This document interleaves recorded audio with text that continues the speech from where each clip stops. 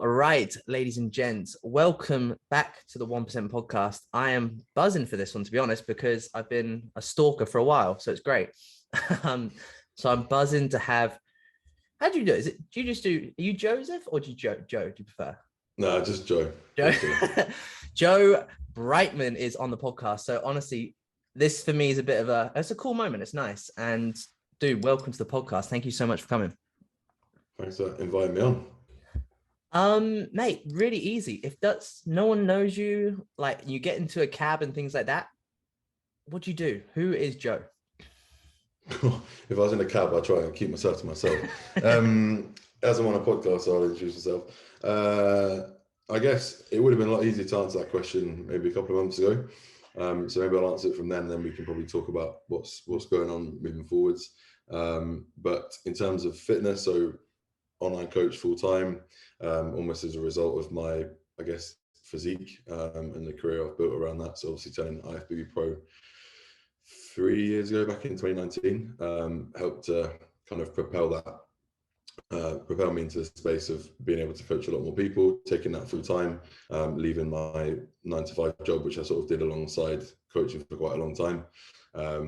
The story of that is COVID sort of hit. I was able to work from home for the duration of COVID rather than be put on furlough, but either or would have been great. And I was able to build the online coaching business up to a point whereby it was sustainable and able to support my lifestyle on its own. So I was then able to leave my job back in 2020, end of 2020. So for the last 2 years, in fact, almost bang on 2 years, it's just been full-time online coaching, which has been amazing.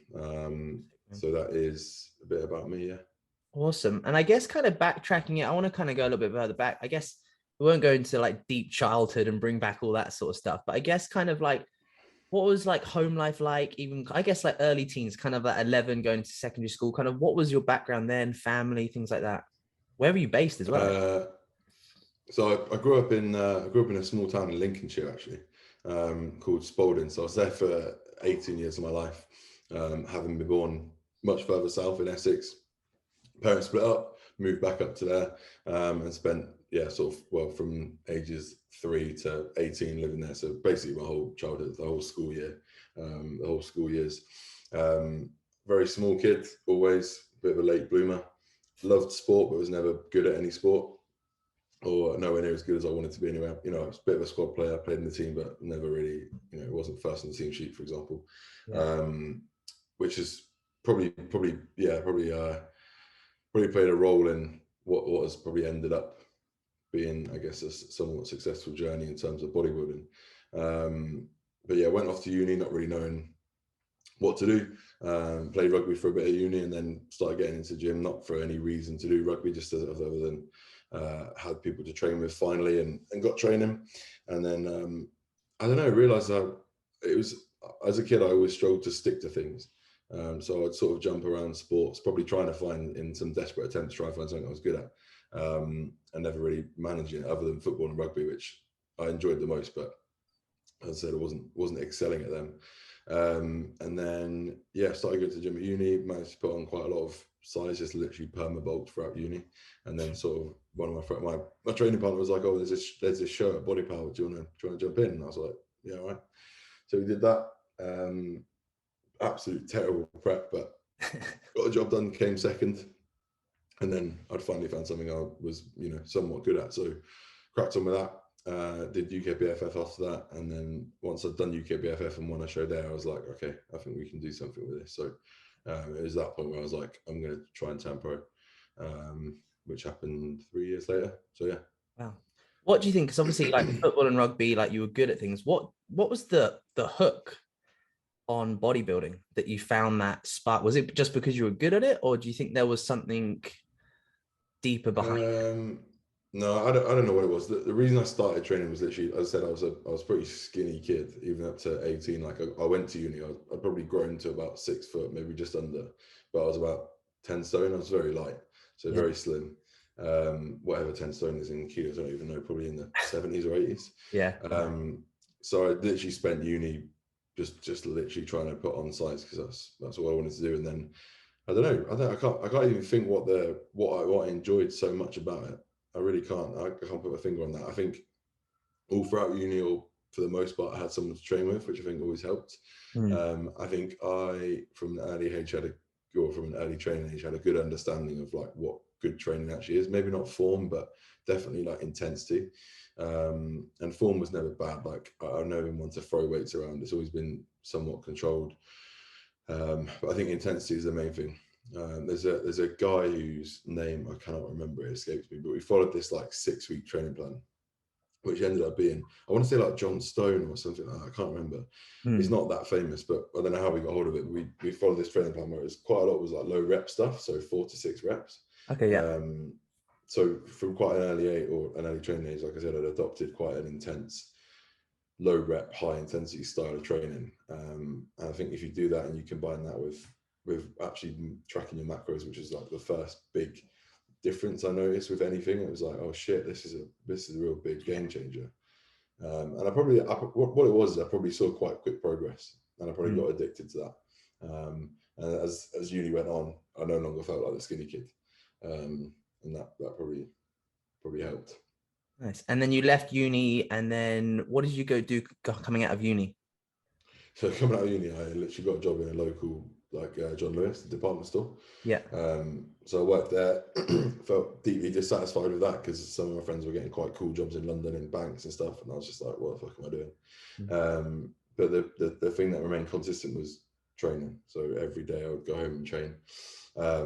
Still living at home, and then I did that for 8 months. But as I said, I always wanted something more than that. I was working with people that had worked there for like 25 years, and I was like, Jesus Christ. What a bland lifestyle.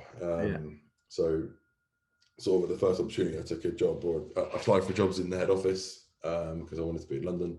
And then again, still even then, with my cost of living going up, because obviously London was very expensive, and my wage was very, very low for living in London, training was a thing that remained consistent. And I think I did. I think I should say that with confidence. Like I always believed that something was going to happen. I always believed that there was something better coming along. I wasn't just going to, sit my life out in this 9-to-5 job.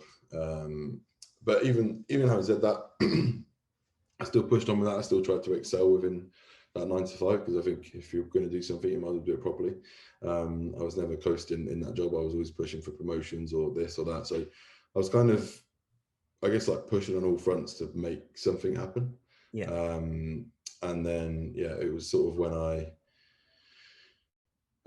was working that job was when I competed again, and that was the final time I competed naturally. But I won that UK BFF show, and then I was like, okay, this might be something we can pursue. So after that, I think I spent a while just relaxing. Then I was like, right, I'm going to go assisted. I think I can turn pro if I do that. Yeah. Gave myself the time whilst still pushing on and in work and trying to obviously increase my salary that way. And then got back to competing, and two consecutive seasons. The second one I won my pro card, and that was quite a big moment, I guess. Yeah, because I think probably that transition from you, I think when you kind of dabbled into working in London, I think that's when I started. It's when I started following this. So probably like 4 or 5 years ago now, maybe. And I think that's one thing that was one thing that actually intrigued me, is like you were working at John Lewis still, things like that, but it was always kind of like what I loved from day one. There was no, like, you hear it all the time, man. It's like a time and energy, like, oh fuck, I got to do work and things like that. But I'm like, you had structure every day with that 9 till 5, and because you turned pro, do it in the 9 till 5 as well, right? Yeah, exactly. And I think and I remember, do you know what? I think you remember. I think I remember you coming to a class at Gymbox or something like that. Yeah, I did. That was after that. Was it? Yeah. So I think it's been incredible to kind of watch that progression in you, but how it's that typical thing. It's just how relentless you've been over the time period that no one sees. Because potentially, like for you, the last 2 years, everything's exploded. And I would say even more so coming into like when you did New York and things like that, which we'll get into and stuff. And probably again, business is blown up and then you come on the radar, but no one saw that 5-6 years before that, which has been crazy to watch and absolutely amazing. And I guess kind of dabbling into, I guess that obviously the lockdown was that transition for you business wise and career wise. How did you feel deep down trying to do John Lewis and hunt for this that pro status and things like that, did you find it a barrier, or was it never even on the radar sort of thing? Honestly, like, I think it actually was more of a, I don't say it was made it easier, but when I look back, like, having that job gave me that structure. So I'm actually pretty bad with like structure and planning and all things like that. So I probably would say I work best when my back's to the wall. Yeah. So because I had to be at work from 8:30 till 4:30, or 9 till 5, or 9 till 5:30, I had to find time to get everything else in.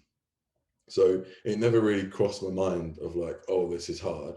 It was just a case of, well, you have to get it done. So like, you're just going to have to do it. So every single day or every single weekday was the same. Sunday night, I would prep my meal for the next day. I didn't like batch cooking because I think on the whole, reheated food tastes like shit anyway. So I would cook my meals on Sunday for the night before. I'd pack in my bags. I'd take this massive North Face duffel to work every single day with, I'd lay my gym clothes out. My food would be ready to go. My work clothes would be in that bag ready to go. And not only my work clothes, but my second set of gym clothes for after work, because obviously I can't re-wear the first pair because I stink, because I've done cardio. So, for that whole prep, it was literally a case of like prep. And I would get back when I was on prep, and I'd get up, I have to get up at 5:30, 6, go and do cardio, shower, get to work, which I hated because I'm a really sweaty guy. So getting showered and changed in those changing rooms, which are hot and sweaty, I hated. I then get to work and be really uncomfortable because I'm, bigger than average and not comfortable in like the clothes that I'm wearing anyway. I didn't have to wear a suit and stuff, that was fine, but it's still relatively smart. So still like chinos and a shirt or whatever, which just was not comfortable for me. But whatever, it got done. I get to work. The work day itself was actually quite easy. I was actually thinking yesterday, because you can see I'm working here in my flat, just in my kitchen. It's very easy just to think about what's in the cupboard right now. Like, I just want to, I can very easily just sit here and be distracted by food, not get my work done, and just like graze throughout the day, which is actually pretty pain in the ass. Whereas at work, I've got my 3 set meals and that's it. I can't really do anything more other than drink coffee and tea from the machine, which is fine. So, there's certain aspects of it that helped. I had a lunch break on which I would go and get a load of steps in. I'd just walk around Victoria. And then I'd come back. I'd probably have another meal sort of later on in the day before I train. And then I'd go train. You know how it is, session lasts an hour and a half. Then you've got to commute home. And it's 8, 9:30, or 8:30, 9 o'clock. And then I do it all again. Yeah. Bed at 10, 10:30, 11, get up, do it again. Do that for 5 days straight. And then it's the weekend to get a bit of a break. But yeah, so it was, looking back, it's probably like one of my biggest achievements for sure. But I think in the moment, I just don't think I don't think it ever crossed my mind to complain or moan about it or think, oh, this is so hard. It was just like, I wanted it so bad. I really did want that pro card more than anything, because if I didn't get it that year that I got it, I don't think people believe me when I say this, but I literally would have stopped, because I was obviously, pissing loads of money away, probably pissing my health up the wall. And for what? Like, without that pro card, I don't think, the journey in amateur just wouldn't have continued to be worth it. So I would have packed it in there and just cracked on with, trying to be successful in the corporate world or whatever. Which, thank God, it didn't happen that way, because I'd probably still be fighting for a promotion that I wouldn't have me on the money that I'm able to earn now. In that corporate world, and I certainly didn't enjoy it as much as I enjoy what I do now. So yeah, I'm very grateful for that. But yeah, it was a journey, that's for sure. With that prep, I can't even remember off the top of my head. It wasn't you. How many shows did you do until you got the pro? Because I know you did the circuit a little bit, didn't you? I think was it the second or third show? I did 4 that year. Yeah. So I did one in Watford. I actually think I should have won that one. I say that on every podcast that people ask me. That was the first one I did, and I still think I should have won it. Yeah. I did Watford, then I did Ireland the week after, then Benidorm in Spain. That one was probably like my favorite. There's like a really big moment for me, that Benidorm one, because that was the first time I won my class. Yeah. So in Ireland, I came second in my class. Obviously, didn't go into the overall. There's only 2 of us. Sorry, England. The one in Watford, that was a big class, and I came second, so I didn't missed out on the overall. Ireland, there was only 2 of us in the class. And then, yeah, Benidorm was the first time that I won my class, and I was like, I've beat some pretty good guys here. And then I went into the overall and came second in the overall. So that for me was like, this is going to happen. It's just about a case of when. Yeah. And then obviously the final one was Denmark, which was, I think, 2 or 3 weeks later. and that was where I won it. What's it like? What's it like when when they call your name? I've seen the videos and things like that, but what's that moment like? Because I guess you think about the years and years of building up to that. Can you remember how you felt? Yeah, I've just sent shivers down my spine just thinking about it, which is so weird. So I'm just not that type of guy. It was for me. It was like the immediate feeling was like relief because of what I just said in terms of like I was gonna have to stop if I didn't get it. It was probably a relief of it was all worth it. It was probably a relief of my life is going to go somewhere now if I want to make it happen. And it was just a relief of like finally being given, I think, what I felt I deserved. Because I knew I was a pro. I knew I was pro. Like I knew I was pro before that day. Like that was just them telling me it. Because I come so close and I'd beat people before that had turned pro and all this stuff. So I was like, I'm a pro. Like I'm a pro athlete. I'm gonna get it. It's just I just need someone to tell me that I need to be somewhere at the right place at the right time. So the initial feeling was just a flood of relief, and then after that, quite a long period of like cloud nine. The way I can describe it is like we'll go through our lives and we'll dream of things, right? People dream of having a family and people dream of getting married and all this stuff. And like my first dream or the first dream that I achieved was like turning IFBB Pro. So for me, that was like, and it's like a moment. Like I think it's a very tangible moment. Like it happens. It's not like I'm sat here now and I've built something that I'm really proud of, but that's just kind of ongoing. And you're probably feeling the same. Like, or you've moved to Dubai, you've got a business that supports you, you do whatever you want on a daily basis, but that's just ongoing. There's no like aha moment. Like, so you're very bad at probably reflecting on what you've done, as am I, or as is probably everyone else in this position.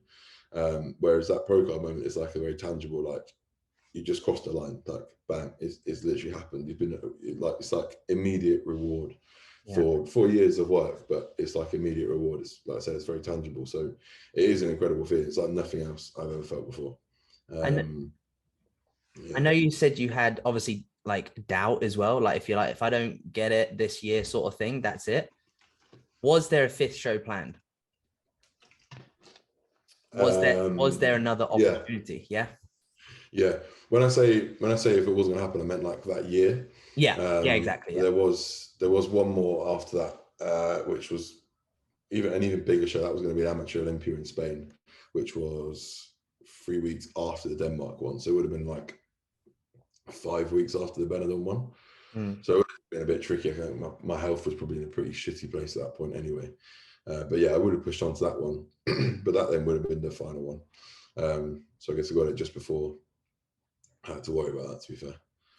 What year was Denmark when you turned pro? So it's 3 years. 2019. And then 2020, everyone went to shit, right? So yeah, 2020, everything went to shit sort of thing. So I guess now, fast forward, because obviously if anyone doesn't know, Joe actually won his pro as a men's physique. And then from when was that decision to kind of, obviously then we went into the lockdown, you transitioned, obviously building your business online, which is incredible.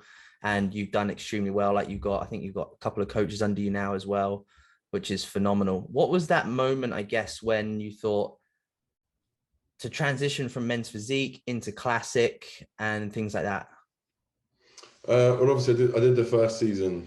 I did my first pro season as men's physique, which is 2021. I've skipped all of like New York Pro and shit like that. My bad. Let's do that. Yeah, so I did that first season in men's physique. So I gave myself 2020 off. I was never going to compete that year anyway. It was like you said, it was a mess. 2021 I did 3 shows over in America. First one went pretty well. I was pretty happy with that. So top 10 at New York Pro, and then the other 2 just weren't as good, anywhere near as good. And that whole process, COVID was kind of still ongoing. Obviously, then we come out of first lockdown, but we then gone back to second one, and travel was a nightmare. Like to get to America, I had to fly to Dubai for 2 weeks to like quarantine because they weren't letting us in from the UK. So it was just carnage. Ended up flying out with Louis, but then being like on my own for 2 weeks, which was like so isolating. That was pretty grim. And the whole experience of that like competitive journey was like the expectation versus reality was just such a big gap between them, and I just didn't enjoy it at all. And I think what I realized is that in men's physique, I didn't believe that the improvements I could make to my physique would make me, you know, a top whatever men's physique athlete or anything like that. So I just, you know, when I got there and I was looking at these people, I was like, fucking hell, this is a different ball game over in the States. So for me, it was a case of, there's a few things, I guess. Like my competitive clock was running down. I'm 29 now. I'm obviously going to be 30 next year. At some point, I want kids, and you know, there's kind of the health playing in the background. I know that I didn't want to be competing well into my 30s. Like I'm just don't have that in me. You know, I look around the industry and I see people that want to compete year on year on year, and they're 35 and they're still competing. I've just not got it. And that's fine. Like that's absolutely fine. It's bodybuilding. I've always said this, something I repeat often as well. Bodybuilding is like a big part of my life, but it was never my whole life, and it never will be in it. You know, even when I was, you know, gunning for that program, like I said, it was something I wanted more than anything. I still enjoy the life outside of bodybuilding in off season, not in prep. Like in prep, obviously, it goes into hermit mode, but yeah, bodybuilding was always a big part of it, but not my whole existence, my whole identity. So there was a few things that played into that decision in terms of classic. Firstly, like I just love it. It's like for me, it's like the best division anyway. Secondly, I didn't want to like end my career on stage and have never got my legs out or done like a proper prep, what I describe as a proper prep, you know, getting your glutes in, getting absolutely skinned out, like really feeling the effects of like, you know, true bodybuilding. And three, I just think I think if I was to continue competing, I think classic is where my physique belongs, like with more size in it. I think that's really where it belongs. So there was a few reasons there really, and the moment was sort of when I got back from the States, that first round in the States, and just no part of me wanted to be a men's physique athlete anymore. No part of me was like, I didn't have that fire for it whatsoever. I was like, I need a new challenge, and so classic physique was that challenge. And yeah, I guess I think I had quite high expectations initially, but when I look back, like I'm pretty happy with what we managed to do with this season. For sure. Oh man, I think what I loved, because obviously I was even from your men's physique pro season, that first one. I think what I've loved about you from day one, and I think it really showed in that, is that your vulnerability came out, which was amazing. I think that was the moment where you're like, because we've seen you at highs and things like that, and then you saw you at that kind of thing, fuck, like this sucks sort of moment. And it was really nice to see that, because it's so relatable. And I think, especially as like, for me, sitting as a bystander and things like that from like IFBB standards, it's like IFBB has this like ticket, and when you see it in a fucking bio and all this sort of shit, most of the time it's like, oh, it sounds bad, but 90% of them don't have a monkey's what they're on about. And it's nice and they don't show their vulnerability. They don't show much of that, not much of it. So it was great to watch someone that knew what the fuck they were on about from a training standpoint, nutrition standpoint. And like you said, like, that was just like a normal dude. Like, I love bodybuilding, but this isn't me forever sort of thing, which is great. And then I guess going into kind of the end of that, you made that decision to go classic and stuff. How long did you take growing? What was the growing time from there before you? Not long at all. Because I had my gyno surgery between men's physique and classic physique. So that was me out for 4 total weeks, and then probably 6 weeks like at optimal training. So you probably literally got like one or two big pushes up in that period. So let's say 6 months. That was an impressive 6 months. Yeah, we did a lot. So yeah, not that long at all. And when I consider things like that, it kind of puts it a bit more into perspective for me. I think I and everyone around me got very excited because of the shape that we saw. But the Mm. bottom line is, like, on a 6-foot frame, when you stand next to other people who are also at their weight caps, like, fucking hell, it's a different ballgame. There's a lot more gaps to fill in. Which, like I said, with time, I think I could fill in, but it's just about whether I want to and whether I have that appetite to do so in the future. It's something I certainly don't have right now. But as I've said to lots of people, like, the stage doesn't go anywhere. No. My pro card doesn't expire. You know, it's always going to be there if I want to dip my toes back in. So, yeah. Did you enjoy the process, I guess, when you made that mental decision to go kind of men's physique classic and obviously past kind of the gyno surgery and stuff? Did you enjoy the process of working towards that classic and going into your shows? Not really, to be honest. No, that was another big thing for me as well. I think if you're not enjoying, there was just so many periods in time where I was like, "What am I doing? What am I doing this for?" And really, that season was for me, and that's why I carried on doing it. It's because I wanted to do something, and I wanted to prove to myself that I could be classic, and, you know, go through that challenge of learning the posing, doing all that shit, which is so hard. I, like, on the whole, like, if I'm being really honest with myself, like, no, I didn't enjoy the process, and that's why I'm not going back in to do it again, if that makes sense. Yeah, 100%. Because if I loved it, the sacrifice for maybe health and sacrifice of social situation would be worth it. But on the whole, no. Obviously, there are huge highlights in anything, and in that process as well. Seeing what my physique could do, the experience of, like, training with Josh throughout that whole period was, on the whole, amazing. Obviously, sometimes we felt like absolute shit, so not amazing. But, you know, the whole, there are sparks of highs throughout the whole thing. All the content we created in America with Loki in particular was amazing. And I'm very grateful for the whole, like, experience. But if I actually sit down and say, did I enjoy it as a, you know, on average, like, no. Yeah. I didn't particularly enjoy pushing up. I didn't particularly enjoy being 128 kilos. Didn't particularly enjoy getting out of cardio every day. You know, I just don't have that, like, I don't know. I just don't have that mindset of, like, loving prep in particular. Yeah. I think so. I speak to a lot of people and they actually do enjoy prep.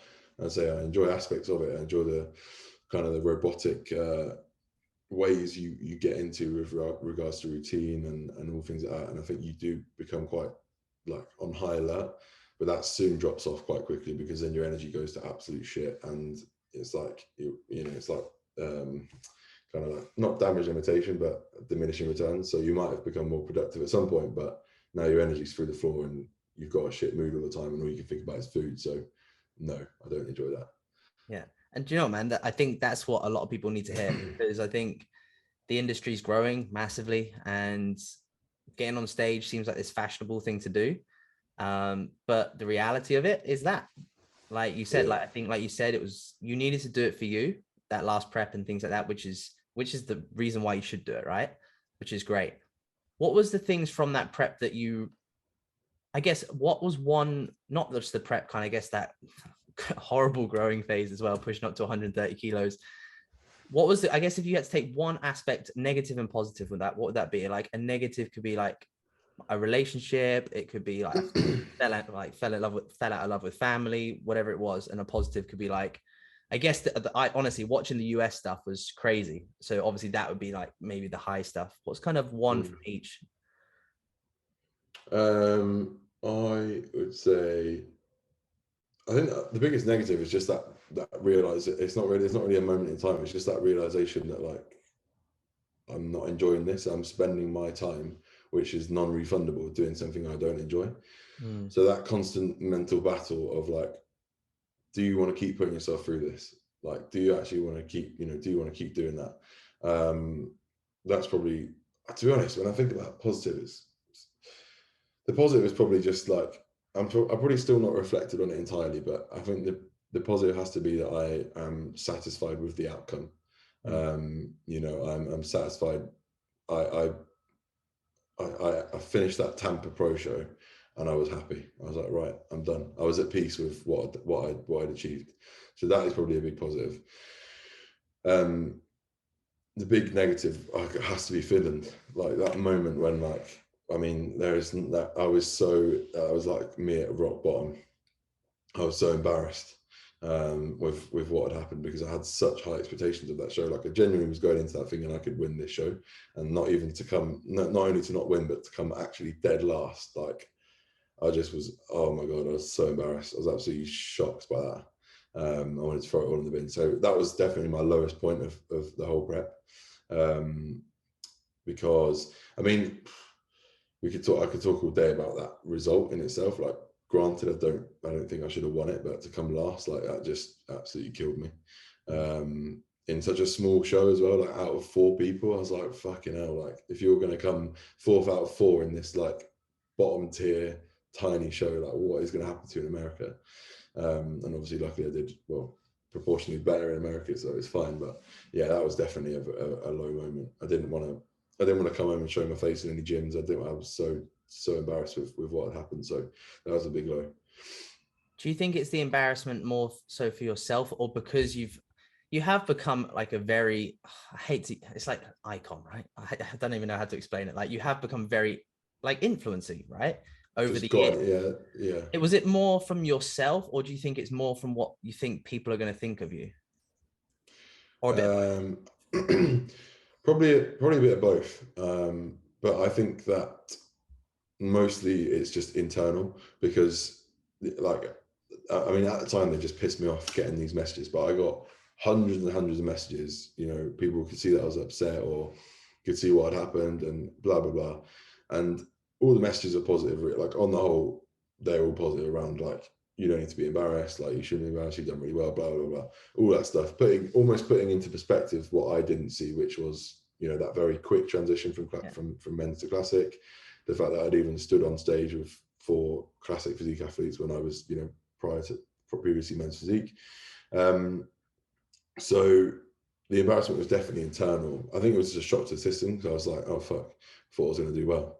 It's just I've learned a lot about well, just all my experiences have spoken to me very loudly about the expectation versus reality.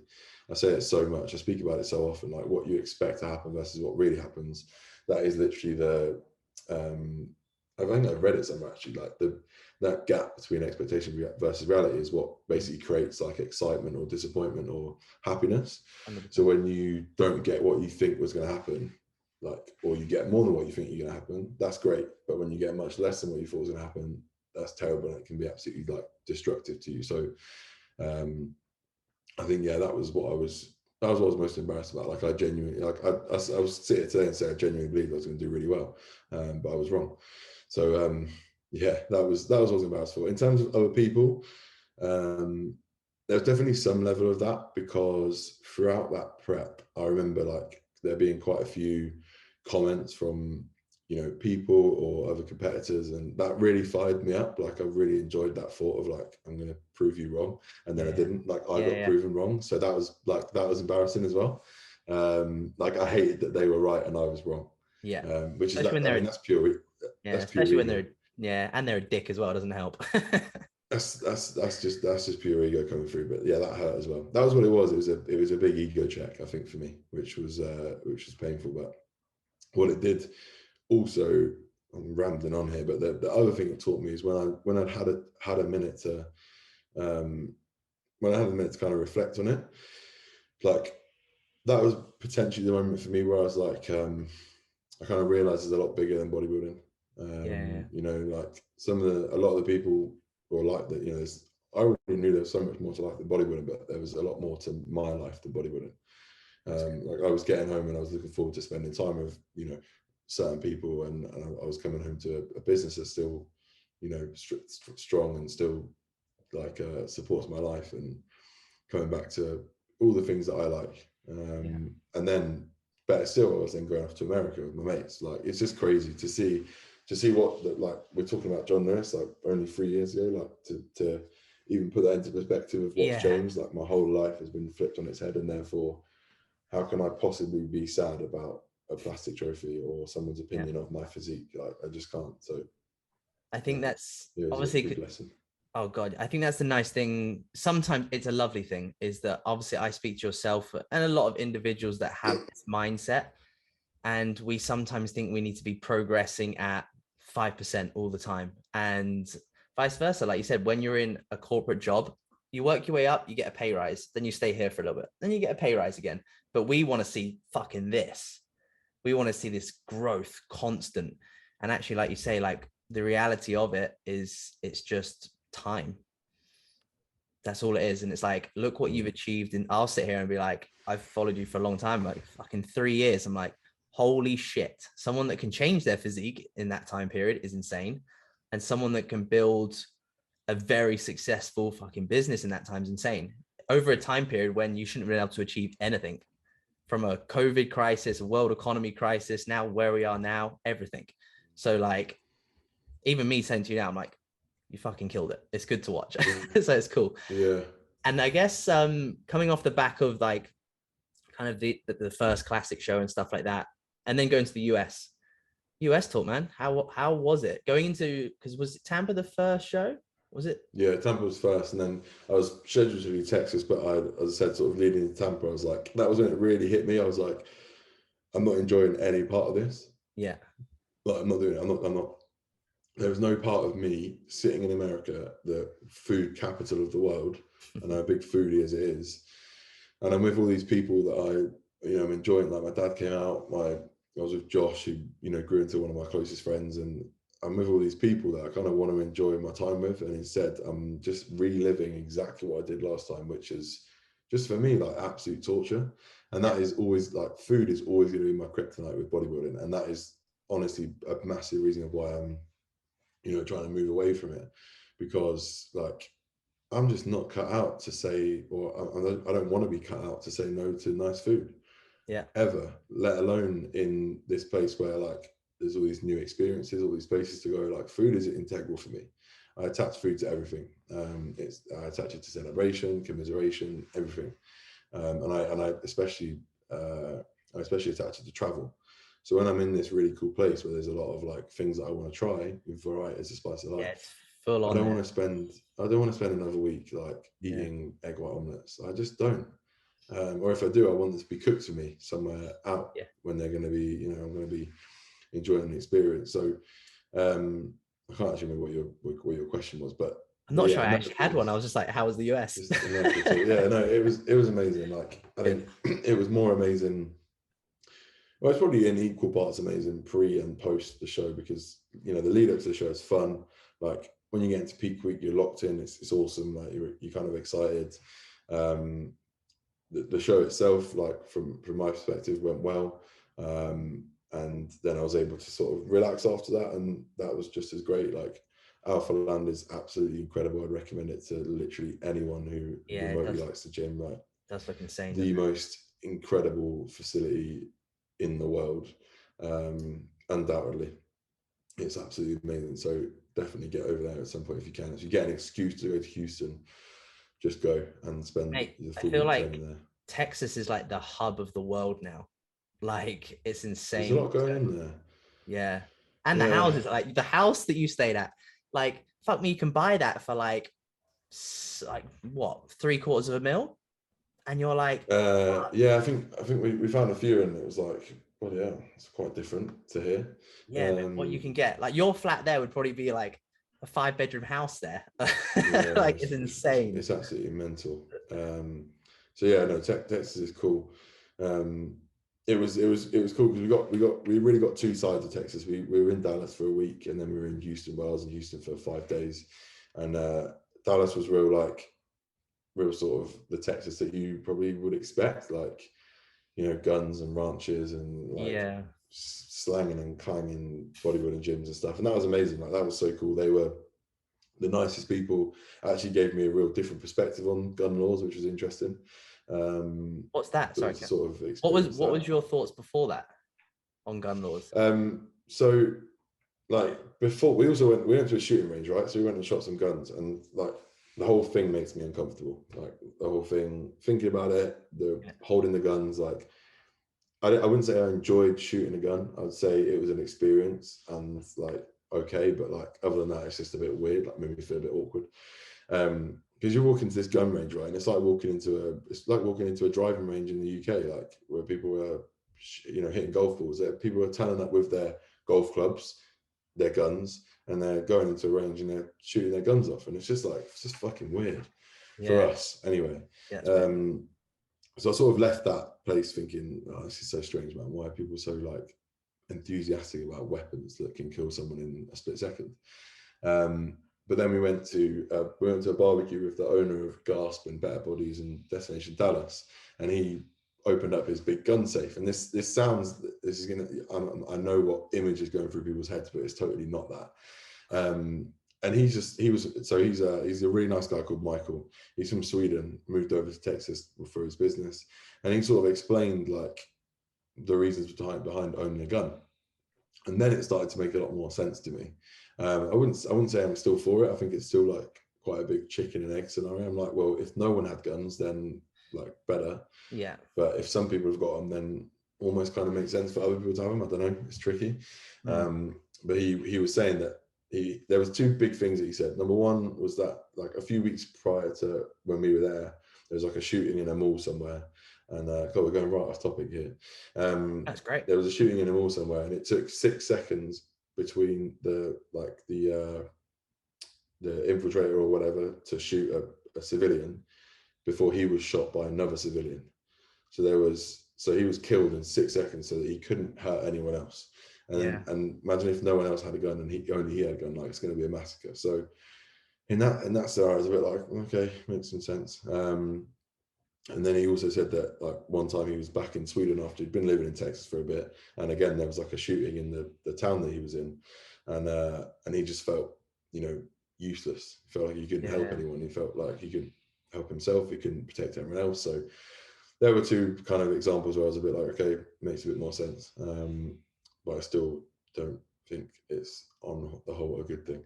No, I know what you mean though, because I like to believe that 90% of the world are good, sort of thing, and you're going to get 10% evil in the world, right? And you're going to get this, but you'd like to think if that 90% had a gun that actually would. Do you know what? Even you just saying that, it's like, yeah, fair enough, makes sense. Like, but when you get attacks in Europe, it's mass chaos, and it's big. But we don't hear about little stories like that in the US. We just hear about the big school ones and things like that. We don't hear about those little scenarios. So that's the difference. That was quite a cool experience for America, because I think, like I said, we get fed mainstream media, which isn't very. I don't think it's not very glowing of America. But the difference is, you get to Texas, and it's not all make America great again, racism, Trump, guns. It's actually they're just normal people, just trying to get by in a world that has some slightly different rules. Yeah. So that was cool. But Alpha Land was definitely the biggest highlight, I'd say, of that trip. It's crazy. I know you like you said it's great, but obviously like we were growing up following Guzman for fucking ages, right? He was like the man, and seeing it now, is it like fucking mind blowing? Because it does look it's unreal. It's literally like nothing you've ever seen before. It's like it's a candy shop. It's not only huge, but it's like they've almost thought of everything. Like it's just so good. It's hard to explain other than watch the vlogs and like see it, but also just go in person. And for someone that loves training and loves bodybuilding training, it's incredible. It's kind of that perfect blend of like a nice facility, but that also has all the good kit. Quite often those two things don't mix. Like definitely in England, you go to like a Third Space or an Equinox or whatever, and like they're all polished and clean and nice and aesthetic, but actually kit's pretty shit. It's all commercial and middle of the line. But you go to Alpha Land, it's both. Like there's 3 gyms. The first one is like all Prime and Arsenal and Hammer Strength, which is not bad stuff on the whole, and that's all polished and brand new, and like that looks like an Equinox or a Third Space. You go into the next room, you walk out, and it's like this more older school bodybuilding gym. Like it's a big warehouse. The shutters are right up. There's hot air flowing in, but this room is all like refurbished Cybex, Nautilus, like, and you look around, there's not a piece of kit that you don't have. Like it's all there. So they've covered all bases. Really, it's incredible. which I don't think often happens. Like you quite often go to these like fashionable ones and they've not actually got great kit. Yeah. It's almost like in Dubai you can think about like Max and Eagle versus like kind of like Binus or whatever, like Yeah, you go to a library or you go to whatever. somewhere with good atmosphere, sort of thing. Yeah, good atmosphere and like fashionable, but actually half the kit's like broken. It's not all that great, and the kit selection's poor. But then you've got Max and Eagle, which is like polished, like a kind of on the whole nice kit, but also loads of shit missing there as well. Yeah. Whereas that's what I always found actually with Dubai. It was like the gyms, if you combine them, great. Like you probably covered most bases, but you can't find everything you need in one gym. Whereas in Alphaland, you would never go there and be like, oh, I need to travel to this gym to hit legs or this gym to hit back, because they just got everything. And not only that, but obviously everyone's got cameras out, so it's very welcoming for content creators. It's an old school bodybuilder's nightmare, but for the new school, you know, the people that are interested in influencing, creating a following, inspiring people, taking cool pictures, like it's a dream. Damn. So Next summer for sure. That's it. Except it's fucking hot in summer though. You were there. Was it summer? It was back into summer. Yeah. August. It was like 40 degrees, so maybe maybe go a little earlier. But if you're used to that in Dubai, you might be right. Yeah, that's true. It's just probably a different heat, isn't it? I guess. Well, maybe not in summer. It's probably that dry heat. No, it's just like dry heat. So it's sort of desert. Oh, easy. Desert heat, yeah. And then flew home, and you're home now. How long have you been back home? I got back. When did I get back? I got back about a month ago now. Just under a month ago. And then I went away just on holiday for a week soon after that, and then I've been back actually in full routine for like I guess a week and a half, which has been cool. Obviously, slight new direction. Nice. How was even just obviously I know because obviously you kind of went to Texas and you kind of had your holiday time there as well, but you're still training. What was it like to go on holiday when you came back, like a proper 7-day vacation? I know obviously you're still, as much as you try and switch your brain off, your brain's still going a million miles an hour and you're still doing a bit of work. But what was it like to kind of switch off and chill? Did you enjoy it? I mean, I didn't actually switch off. Like work still continued, just I wasn't doing like video responses, so every day there were still check-ins to go through. So that's just the way of life, I guess, now for us. I think all my clients allowed me a lot of leeway when I was over in America and doing competing, so I didn't then want to be like, hey, now I'm not going to be here for a week. And also I had people competing the week after and shit like that. So work continued, but that's fine. Like as I say, I've created a life that I don't need a holiday from necessarily, if that makes sense. And in terms of, but what I did do is switch off in terms of training, and I tried to switch off as much as I could in terms of food, which was probably quite a lot harder than I thought it was going to be, to be honest. I think like that's why I kind of said at the start of the call, like I'm glad to be home, glad to be back training and stuff, because I think as time goes on, I can do it. I'm not like I don't need to train every day, and I'm also able to recognize when I need a bit of a rest. But like after like, I think it was in total maybe 10, 11 days of no training whatsoever. And I did start to get a bit like, oh shit, like I need to kind of want to train now. Because not training alongside trying to eat what you want, not a good mix. Like just stresses me out. So I was probably trying to relax and not quite actually doing that, which was a bit annoying for myself and my partner. But it is what it is. It's just is what it is. I love exercise. Like I like training. I enjoy training. So as much as I took that time off, I almost took the time off because where we were, it's like a little seaside town in Spain. There's a gym there, but it's not that great. I wouldn't have enjoyed bodybuilding training there, and I was kind of beat up from that anyway. I would have happily done some like more functional style training, but I hadn't really started that yet, so I didn't know what the fuck I was doing. So didn't do that either. So kind of just did nothing apart from loads of steps every day. But yeah, as you know, trying to switch off completely is hard, and that post show or post fat loss phase is always very sort of sensitive anyway, because you're watching your body change, but you're not really wanting it to. And I've come off everything, and so that's kind of so it's a big baptism of fire. So trying to work through that is tricky, but feel much better where I'm at now, which is cool. And I think that's what's nice. Obviously, you touched on it as well. Like the stage is always going to be there and things like that. And I guess And also, like you say, you were ready for a change. Like your bodybuilding's, it's not your life, it's not everything, and now you've made that nice transition now, which is great. And how are you finding it and things like that? Obviously, kind of what is the setup? Because I guess you've got like a bit more of a plan now. You're back into routine. What is the setup? And I guess now you hunt for performance progression, sort of thing. Yeah. So it's kind of it all seems to have fallen in place quite nicely. So where I'm living right now, they've literally opened up a March on gym, which is like this brand of functional fitness style training, like right around the corner from me. Sick. So I mean, so it's a gym. It is a gym. It's a we would call it probably a studio. Like it's Like a a private small studio functional sort of thing. space. Yeah, kind of. Where they could probably have, I don't know, maybe 10, 12 people in a class at once. I think they say 20, but that would be a squeeze. And what it is kind of a progressive model for functional fitness. So like I'm doing, there's kind of 3 strength sessions a week, which start with like a typical like bodybuilding movement. It might be like a front squat, it might be a bench press or a deadlift. And then the second half of those sessions are like kind of, you almost go into like a circuit, which is also based on that body part. And then at the end, it's like a bit of aerobic work. So it might be like something on the bike or the row or the ski erg.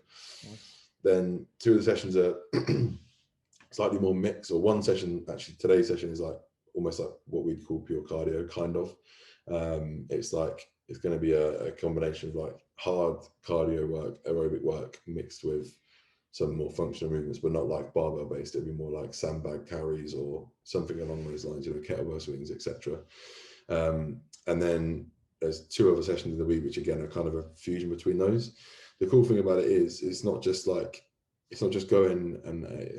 there to burn calories. Like each session is geared up to progress you towards the bigger, cooler movements. Yeah. The things that you probably see all the top people doing, like, I don't know, muscle ups and like clean jerks and all this shit. So I've kind of got into this position where I went every day last week. So it's open 6 days a week and I went to every day, and that obviously killed me because it's like entirely new training. It's very calorie expensive.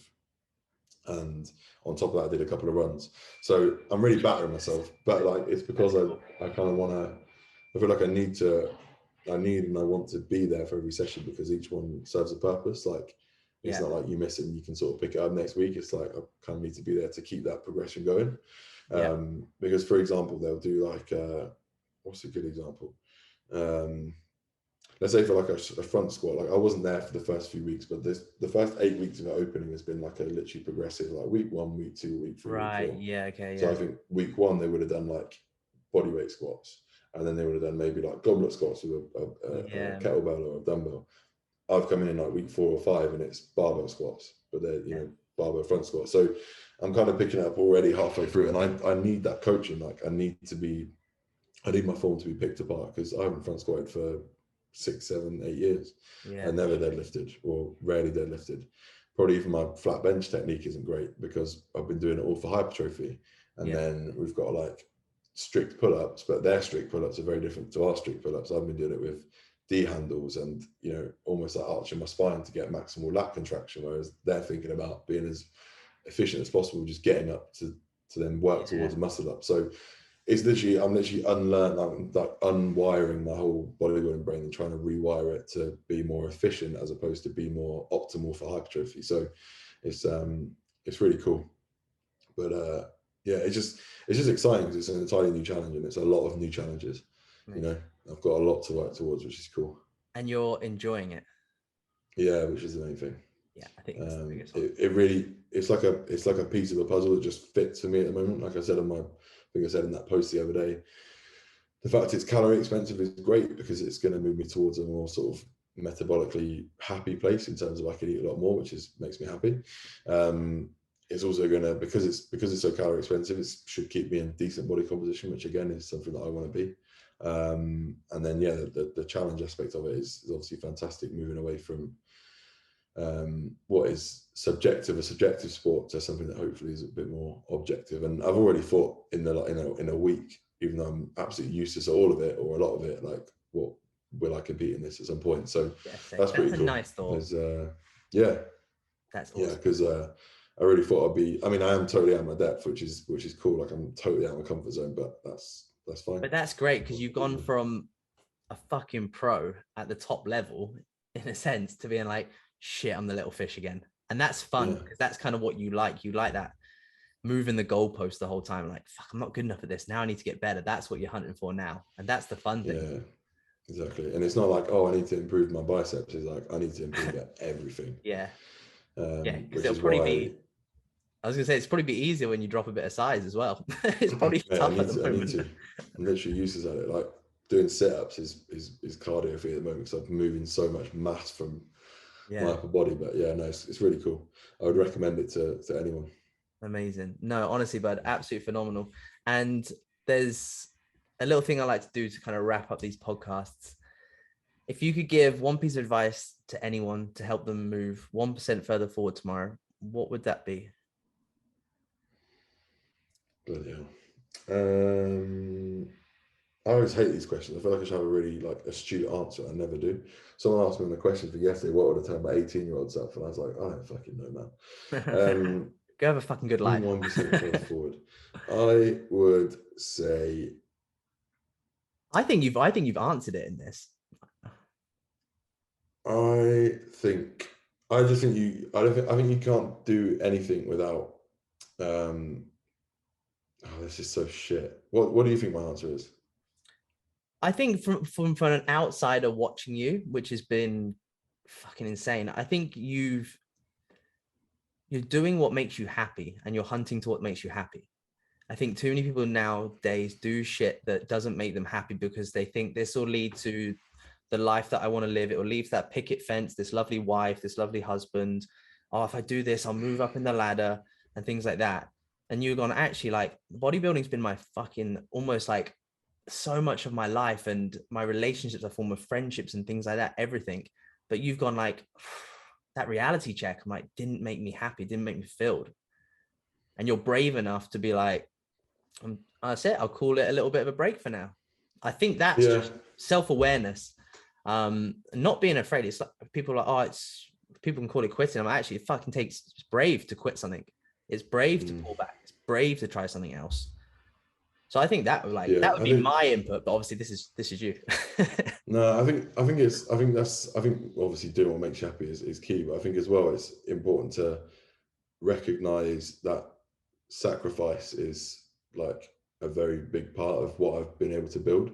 So, whilst it might not have made me happy at times, like I don't regret any of it because the overall 100%. Value of what it's brought to me, like without bodybuilding, I wouldn't be able to build the business. Like, so there's times of, Tom said this to me actually many years ago, and it's not his, I don't think it's his quote, but it's quite a cool one. Like, you have to eat shit for a few years before you eat caviar. Oh God, yeah. You got, and I think, do what makes you happy, sure, but if you've got aspirations to succeed in whatever, then you might have to suck it up for a little bit. So I think my 1% thing might be, if you're going through hell, keep going, but make sure that you've like the light at the end of the tunnel is something that is going to be worth it. I think that's better advice. No, that's good. Honestly, mate, absolutely phenomenal. And yeah, I can definitely take that on board as well, for sure. So it's absolutely spot on, mate. Honestly, thank you so much for your time. If anyone wants to stalk you, find you, do what they need to do, where's the best place to kind of find you, I guess, now? Instagram probably most active, but YouTube probably going forward will probably be more insightful in terms of actually getting to know me. But Instagram just at Brightman _, and then YouTube I think is just Brightman Fitness, or you can search Joe Brightman, either will work.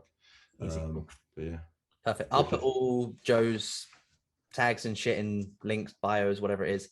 So yeah, don't have to worry about those sort of things, mate. Absolutely amazing having you on. Thank you so much. No worries, man. Thanks for having me on.